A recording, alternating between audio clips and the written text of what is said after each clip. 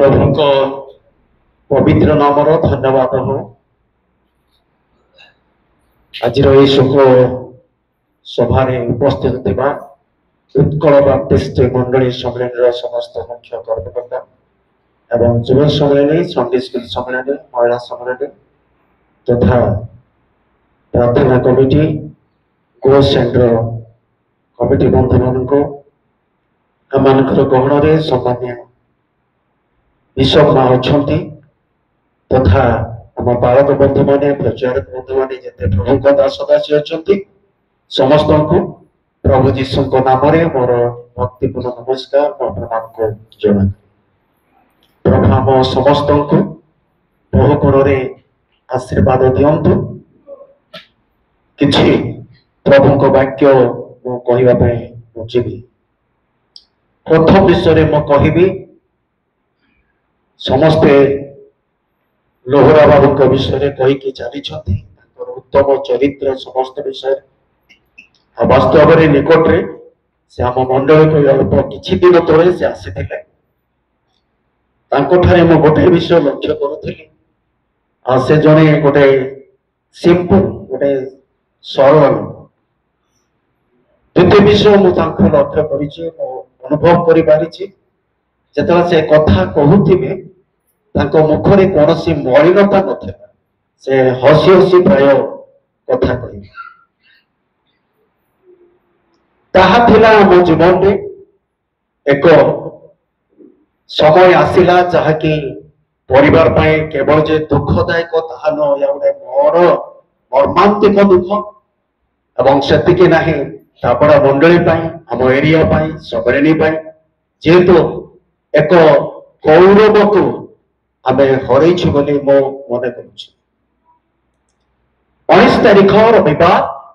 जिते से यही रविवार यही चर्च रे से थिले आम भावुची सेमती परी टिके सुनिछि से आंठू पकेले प्रभु को से कौन कले सत कि अच्छा से आंठू पकेले तापरे प्रभु को से कौन कले आंठू पकेबार उद्देश्य प्रभु लोक मान गोटे सुंदर गुण ताहा उपरे मो बाइबल आपण को कहबी आंठू पकेले जो माने पकांती 19 तारिख थिला एक शेष रात्रि जो रात्रि रे जगत छड़िया पूर्व से आंठू पकईदे। तेरे प्रिय बंधुगण आंठू पकेबा लोक मान जीवन में प्रभु जीशु कई प्रकार कार्य से करते जदि प्रथम कथा को आपण मान को कहबी जे प्रभु जीशु देखिले प्रभु कहले जे जो पर्यंत प्रभु को मोर दक्षिण पार्श्व बसिया कहते शत्रु मान को तार पादपीठ न करने पर्यंत मोर दक्षिण में कौन कर बस 110 स्टीफान जिते आंठू पकईले मरिबा पूर्व से आंठू पकई से प्रार्थना करते तेणु यही प्रभु दासंकर एतिकी गुण आम आदर्श भावतु से मरिबा पूर्व आंठू पकई शेष रात्रि जो माने आंठू पकाती से मरिबा पूर्व प्रभु जीशु पिता दक्षिण पार्श्व बसवा व्यक्ति किंतु से कौन ठिया ठिया हबार कारण कौन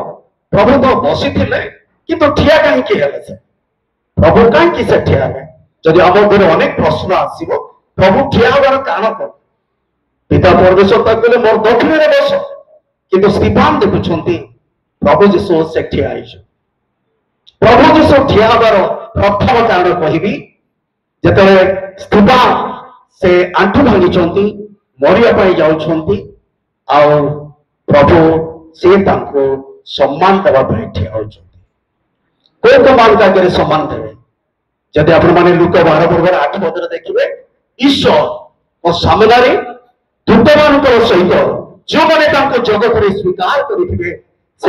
से स्वर्ग में कौन देवे सम्मान देवे। तेणु यही दास जो आंठू पकई अल्प समय पर प्राण त्याग कर प्रभु सम्मानित कर द्वितीय कथाटी कहबी प्रभु जीशु ठिया हबार ତୃତୀୟ କାରଣ ହେଉଛି ରୋମିଓ ପୁସ୍ତକ 8 ଅଧ୍ୟାୟର 34 ପଦରେ ଆପଣମାନେ ପାଇବେ ପ୍ରଭୁ ଯୀଶୁ ପୁନରୁତ୍ଥିତ ହେଲା ପରେ ପିତାଙ୍କର ଦକ୍ଷିଣ ପାର୍ଶ୍ୱରେ ଥାଇ ତାଙ୍କ ଲୋକମାନଙ୍କ ପାଇଁ ନିବେଦନ କରୁଛନ୍ତି, ପ୍ରାର୍ଥନା କରୁଛନ୍ତି। ପ୍ରଭୁ ପ୍ରାର୍ଥନା କରୁଥିଲେ। କାହିଁକି ସେ ପ୍ରାର୍ଥନା କରୁଥିଲେ ତାର କଥାଟି ମୁଁ କିଛି ସମୟ ପରେ କହିବି। ତୃତୀୟ କଥାଟି ମୁଁ ଆପଣମାନଙ୍କୁ କହିବି ନା ସବୁବେଳେ ଶୟତାନ ପରମେଶ୍ୱରଙ୍କ ଲୋକମାନଙ୍କର ଅପବାଦକ ଭାବରେ ସବୁବେଳେ ଅଭିଯୋଗ ଦିନ ରାତି ପରମେଶ୍ୱରଙ୍କ ଲୋକ ବିରୁଦ୍ଧରେ ସେ କଣ କରେ? ଅଭିଯୋଗ କରିଥାଉଛି। ଯିଏକି ଅପବାଦକ, ଯାହାକୁ ନିନ୍ଦକ ବୋଲି କୁହାଯାଇ ପାରିବ, ଯିଏକି ସବୁବେଳେ ନିନ୍ଦା କରିବ। ଶୟତାନ ସବୁବେଳେ ସେ ନିନ୍ଦା କରିବା ପାଇଁ ଆଉ ସେ କଣ କରେ? ଈଶ୍ୱରଙ୍କର ସବୁବେଳେ ଥାଇ ସବୁବେଳେ ଶୟତାନ ଯିଏକି ଅପବାଦକ, ଯାହା ପ୍ରକାଶିତ 12 ଅଧ୍ୟାୟର 10 ପଦରେ ଆପଣମାନେ ପାଇବେ। ଅପବାଦକ ଦିନ ରାତି ଈଶ୍ୱରଙ୍କର ଅଭିଯୋଗ କରିବା ପାଇଁ, ତାଙ୍କ ଲୋକମାନଙ୍କ ଭିତରେ ଅଭିଯୋଗ କରିବା ପାଇଁ ସେ କଣ ହୁଏ? କିନ୍ତୁ ପ୍ରଭୁ ଯୀଶୁ ଠିଆ ହେବାର ତୃତୀୟ କାରଣଟିକୁ ମୁଁ ଆପଣମାନଙ୍କୁ କହିବି। ପ୍ରଥମ ଯୋହନ 2 ଅଧ୍ୟାୟର 1 ପଦରେ ଆପଣମାନେ ପାଇପାରିବେ। ମନୁଷ୍ୟ ତ ପାପ, ସେ ପାପ କରିକରି ଚାଲୁଛି, କିନ୍ତୁ ପିତାଙ୍କ ଛମରେ ଜଣେ ଅଭିଯୋଗ କରୁଛି, ନିନ୍ଦୁକ ଯିଏକି ଶୟତାନ, କିନ୍ତୁ ଆଉ ଜଣେ ପ୍ରଭୁଙ୍କ ନିକଟରେ ନିବେଦନ କରୁଛି, ପ୍ରାର୍ଥନା କରୁଛି। ସେ ହେଉଛନ୍ତି ଧାର୍ମିକ ପ୍ରଭୁ ଯୀଶୁ ଖ୍ରୀଷ୍ଟ, ଯିଏକି ଆମର ଓକିଲ, ଯିଏକି ସମକ୍ଷବାଦୀ ଭାବରେ ଆଉ ସେ କହନ୍ତି ଶୟତାନ ଯାହା ସମସ୍ତେ ନିନ୍ଦା କରୁଛି, କିନ୍ତୁ ଏ ପିତା ଅନୁରୋଧ କରୁଛି ଏଇ ବ୍ୟକ୍ତି ମୋ ବୋଲି ସେ କଣ କରୁଛନ୍ତି? ପ୍ରମାଣିତ କରୁଛନ୍ତି। ତେଣୁ ପ୍ରିୟ ବନ୍ଧୁଗଣ, ମୁଁ ଆପଣମାନଙ୍କୁ ଆଜି ଏଇ ଶୋକ ସମ୍ପର୍କରେ, ଦୁଃଖ ସମ୍ପର୍କରେ ଆଉ କିଛି କଥା କହିବା ପାଇଁ ଯାଉଛି। ମନେ ରଖିବା, କାହା କାହା ଜୀବନରେ ପ୍ରଭୁ ଦୁଃଖ ଦିଅନ୍ତି। ପ୍ରଭୁ ଯୋଉ ଦୁଃଖ ଦେବେ ହୋଇପାରେ ସେ ଦୁଃଖକୁ ସିଏ ଏକା ଦୂର କରିବେ। କେହି କାହାକୁ ସାନ୍ତ୍ୱନା ଦେଲେ କେହି ମାନିବେ। ମୋର 1 ନମ୍ବର ଦିଦି ଚାଲିଗଲେ, ତାପରେ 3 ନମ୍ବର ଦିଦି ଚାଲିଗଲେ ତାର ଅଳ୍ପ ସମୟ ପରେ, ତାପରେ 2 ନମ୍ବର ଦିଦି ଚାଲିଗଲେ, ତାପରେ ମୋର 20 ବର୍ଷର ଗୋଟେ ନାତି ପୁଅ ଚାଲିଗଲେ। ମୁଁ ଟିକେ ବାୟା ବାୟା ପରି ହେଲି, ସମ୍ଭାଳି ପାରିଲି ନାହିଁ। ମତେ ମଣ୍ଡଳୀ ଆଣିଲେ, ଇଞ୍ଜେକ୍ସନ ଦେଲେ, ଆଉ ସାଲାଇନ୍ ଦଉଛନ୍ତି, ଭଲ ହବ ପରା। କିନ୍ତୁ ମୁଁ ଜାଣୁଛି ଆରେ ଡକ୍ଟର କହୁଛି ମତେ କାହିଁକି ସାଲାଇନ୍ ଦଉଛ, କଣ ପାଇଁ ଦଉଛ, ଇଞ୍ଜେକ୍ସନ କାହିଁକି ଦଉଛ? ମୁଁ ଠିକ ଅଛି, କିନ୍ତୁ ମୋର ଦୁଃଖ ଏତେ ବଢିଲା, ଆଉ ମୁଁ କଣ କରିବି ରହିଲେ, ମୋ ମୁଣ୍ଡ ସ୍ଥିର ରହିଲା। ମନେ ମନେ ଭାବୁଛି କାହିଁକି ପ୍ରଭୁ ଏତେ ସମସ୍ତ ଦୁଃଖ ଦେଲେ? କିନ୍ତୁ ପ୍ରଭୁ ମୋ ହୃଦୟରେ ଗୋଟେ ସୁନ୍ଦର ଭାବ ଦେଲେ, ଆରେ ତୋ 3ଟା ଭଉଣୀ, ଗୋଟେ ନାତି ପୁଅ ଗଲା ବୋଲି ଏତେ କାନ୍ଦୁଛୁ, ମାତ୍ର ମନେ ରଖ ମୋର ଗୋଟାଏ ବୋଲି ପୁଅକୁ ଜଗତବାସୀଙ୍କ ପାଇଁ କେମିତି ଭାବରେ ତାର ପ୍ରାଣ ଯାଇଛି, ତୁ କଣ ତା ପାଇଁ କାନ୍ଦୁଛୁ? ତାହେଲେ ମତେ କେତେ ଦୁଃଖ ଲାଗୁନଥିବ? ମୁଁ ଶାନ୍ତ ହେଇଗଲି। ପ୍ରିୟ ବନ୍ଧୁଗଣ, ଦୁଃଖ ଯେତେବେଳେ ପ୍ରଭୁ ଦିଅନ୍ତି, ସେ ଦୁଃଖକୁ ପ୍ରଭୁ ହିଁ କଣ କରିବେ? ଦୂର କରିବେ। ତେଣୁ ସେ ଆଜି ଆମ ଗହଣରେ ନାହାନ୍ତି, ମାତ୍ର ଆମ ଗହଣରୁ କଣ ହେଇଯାଇଛନ୍ତି? ସେ ଚାଲି ଯାଇଛନ୍ତି। ଯେଉଁମାନେ କି ପ୍ରଭୁଙ୍କ କୋଳକୁ ଚାଲି ଯାଉଛନ୍ତି, ସେମାନଙ୍କର ଜୀବନରେ କେଉଁ କେଉଁ ପ୍ରକାର ଆଶୀର୍ବାଦ ସେମାନେ ପାଆନ୍ତି? ମନୁଷ୍ୟ ଜଗତ ଛାଡି ଚାଲିଲା ପରେ କୋଉ ପ୍ରକାର ଆଶୀର୍ବାଦ ପାଆନ୍ତି? ପ୍ରଥମ କଥା କହିବାକୁ ଯିବି, ପ୍ରିୟ ପରିବାର, ଯଦି ଦୁଃଖ ଅଛନ୍ତି ତଥାପି ଆମେ ଶୁଣିବା, ଆମ ବାପା, ଆମ ସ୍ୱାମୀ ବର୍ତ୍ତମାନ କଣ ହେଇଥିବେ? ସେ କେମିତି ଅବସ୍ଥାରେ ସେ ଥିବେ, କଣ କରୁଥିବେ ସେ? ଯାହାକି ରୋମିଓ 6 ଅଧ୍ୟାୟର 7 ଅଧ୍ୟାୟର 6 ପଦରେ 7 ପଦରେ ଅଛି, 6ର 7ରେ, ଯିଏ ମରି ଅଛି ସେ ପାପରୁ କଣ ହେଇଛି? ମୁକ୍ତ ହେଇଛି। ମୁକ୍ତିର ପାଖରେ ଦିଟା ଚିହ୍ନ ଅଛି, ତାହାର ଅର୍ଥ ହଉଛି ଧାର୍ମିକ ଗଣିତ ହେଇଛି। ପ୍ରିୟ ଦୁଃଖୀ ପରିବାର, ଶୁଣନ୍ତୁ, ଆପଣଙ୍କ ବାପା ବର୍ତ୍ତମାନ ଜଗତରେ ନାହାନ୍ତି, କିନ୍ତୁ ଧାର୍ମିକ ଗଣିତ ହୋଇ ଈଶ୍ୱର ରାଜ୍ୟରେ ସେ ପହଞ୍ଚିଛନ୍ତି, ଅଛନ୍ତି। 2 ପ୍ରକାର ଆଶୀର୍ବାଦ କଥା ମୁଁ କହିବି। 2 ନମ୍ବରର आशीर्वाद जो आशीर्वाद हूँ जो मैंने आज जगत छाड़ती जो मैंने मरवा भल पाते पाउल कहले फिलिपि 1:21 पदर कहले लाभ मरले मो कौन अच्छी लाभ अच्छी मृत्यु भोग लाभ जगत जेते ख्रीष्ट मो पक्षरे थिबारु मरले मो कौन अच्छी लाभ अच्छी आज जदि आम समस्त गहण प्रभु दास चलीगले किंतु आम समस्त दुखदायक किंतु लाभजनक कारण से जानवे जे वर्तमान जो लाभ रही से ख्रीष्टों ठारे ख्रीष्टों संगे सहित मिलित भाव में से कौन कर तृतीय आशीर्वाद कथा मुझे कहबी प्रिय बंधु कारण जहाँ बाइबल आमको कहे मृत्यु पर जो प्रकार आशीर्वाद गुड़ाक अच्छी 3 नंबर आशीर्वाद प्रकाशित 14 अध्याय तार 13 पद आम शुणुचु एठी जो मैंने प्रभु ठारे से माने कौन उठती धन्य आत्मा कहते से माने अपना अपना परिश्रम कौन नहीं विश्राम वर्तमान से विश्राम प्राप्त से विश्राम अनुभव कर प्रभु अपना परिश्रम जगत में समस्त परिश्रम वर्तमान से विश्राम अच्छी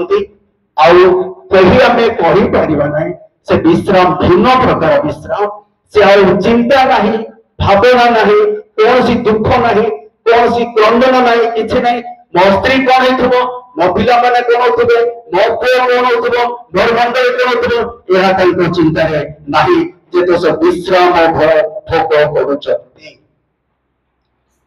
नंबर तृतीय कथा कहि चतुर्थ कथाटी आपण मानक कहि प्रिय बंधुगण जहाँकि 16 पदर 9 पदरे अधर्म धन बंधु लाभ कर तार शेष से तुमको कौन करेंगे अनंत राज्य ईश्वर के राज्य तुमको कौन कर स्वागत कर अधर्म धन बंधु लाभ कर आपण मैंने समस्त कही सारी से जड़े प्राणशील व्यक्ति थे जहाँ को ज्ञानेश्वर कहे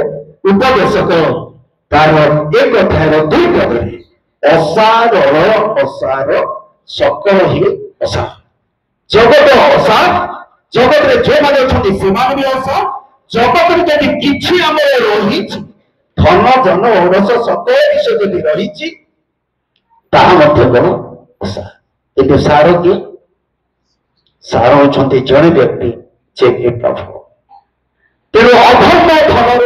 बंधु लाभ कर प्रिय बंधुगण प्रभु जीशु जगत में थिला समय से धन विषय धनी मान विषय से शिक्षा करते से कहते जे धनी मान को तुम्हें सर्वस्व धन तुम्हें दरिद्र मान को कौन कर दियो मोर पछरे आस मु तुमको कोटे धन देवी स्वर्ग धन देवी किंतु आज प्रिय प्रभुंकर दास जदि आम गहल नहांती किंतु से जगत रे थिला समय अनेक को दान देवा कथा मु कौन करी शुणिक आसी किंतु आज से बंधु लाभ कर स्त्री सांगे अच्छा ना झील मान सांगे अच्छा ना पुओ सांगे अच्छा ना मंडली सांगे अच्छा वर्तमान से क्यों प्रकार बंधु को से लाभ कले स्वर्ग अच्छा ईश्वर ईश्वर को निजर बंधु बोली ग्रहण करे स्वर्ग अच्छे स्वर्गदूत माने से निजर बंधु बोले से कौन ग्रहण कर वर्तमान जहाँ अधर्म धन बंधु लाभ करे ये अधर्म धन को जो भाई भाव में व्यवहार करने कथा से उचित कार्य कर स्वर्ग से बंधुत्व लाभ कौन कर संगे अच्छा पिता परमेश्वर संगे अच्छा दूत मान संगे अच्छा कारण से बंधु बोली से कौन कर बाछी नहीं नंबर 5 कथा मुझे को कहबी प्रिय बंधुगण जहाँकि आम जीवन एतिकी बुझा जहाँ को आईबे प्रकाश करे 19 अध्याय 25 पदरे से जगह लिखा मांस विहीन शरीर मु प्रभु को कौन करी देखी यही प्रकार आशीर्वाद आमे पाई परिबा नहीं मोसा चाहे प्रभु मु तुमको देखी प्रभु को दास मान चाहे प्रभु आमे तुमको देखो किंतु जो पर्यंत এই শরীর নষ্ট হব না এই মাংস শরীর বিনষ্ট হব না সে পর্যন্ত ଈଶ୍ୱରଙ୍କ ସହିତ ଚିରଦିନ ପର୍ଯ୍ୟନ୍ତ ଆମେ କଣ କରିପାରିବା ନାହିଁ ସାକ୍ଷାତ କରିପାରିବା ନାହିଁ ତେଣୁ ମୁଁ ଏତିକି ପରିବାର ଜୀବନରେ ଏଇ କଥା କହିବା ପାଇଁ ଯାଉଛି ପ୍ରଭୁ ଯଦି ଦୁଃଖ ଦେଇଛନ୍ତି ପ୍ରଭୁ ହିଁ ସେ ଦୁଃଖ କଣ କରିବେ ଦୂର କରିବେ କିନ୍ତୁ ଆମେ ଯଦି ତାଙ୍କ ପାଇଁ କାନ୍ଦୁଛୁ ସତ କଥା ଏତେ ସହଜରେ ବନ୍ଦ ହବ ନାହିଁ କିନ୍ତୁ ଏହା ମୋର ଅନୁରୋଧ ଆମେ ଯେପରି ସମ୍ପୂର୍ଣ୍ଣ ଭାବରେ ଦାଉଦ କହିଲା ଭଳି ସେ ଆଉ ଆମ ଗହଣକୁ ଆସିବେ ନାହିଁ ସେ ଆମ ପାଖକୁ ଆସିବେ ନାହିଁ କିନ୍ତୁ ଆମେ ତାଙ୍କ ପାଖକୁ କଣ କରିବା ଯିବା ଯିବା ପୂର୍ବରୁ ଆମ ଜୀବନରେ ଆମ ଝିଅମାନଙ୍କ ସହିତ ପୁଅମାନଙ୍କ ସହିତ ଆମର ଅବଶିଷ୍ଟ ଦିନ ଜଗତରେ ଆମର ସ୍ୱାମୀ ଆମ ବାପା ଯେଉଁଭଳି ଭାବରେ ଲୋକମାନଙ୍କର ଆଦରଣୀୟ ହୋଇ ଜଗତରୁ ଚାଲି ଯାଇଛନ୍ତି ସେଇ ପ୍ରକାର ଭାବରେ ଆମେ ଏହି ମର ଜଗତରେ ଥାଉ ଥାଉ ପ୍ରଭୁଙ୍କ ପାଇଁ ବଞ୍ଚି ପ୍ରଭୁଙ୍କ ନିମନ୍ତେ ନିଜ ଜୀବନକୁ ଅତିବାହିତ କରିବା ଏବଂ ପ୍ରାର୍ଥନା କରିବା ପାଇଁ ଆମେ ହେଳା କରିବା ନାହିଁ ପ୍ରାର୍ଥନା ହିଁ ଆମ ଜୀବନରେ ଶାନ୍ତି ଦେବ ସାନ୍ତ୍ୱନା ଦେବ ନହେଲେ ଆମେ ସମ୍ପୂର୍ଣ୍ଣ ଶାନ୍ତି କଣ କରିପାରିବା ନାହିଁ ପାଇପାରିବା ନାହିଁ ପ୍ରଭୁ ସଂକ୍ଷିପ୍ତ ବାକ୍ୟରେ ଆମ ସମସ୍ତଙ୍କୁ ଆଶୀର୍ବାଦ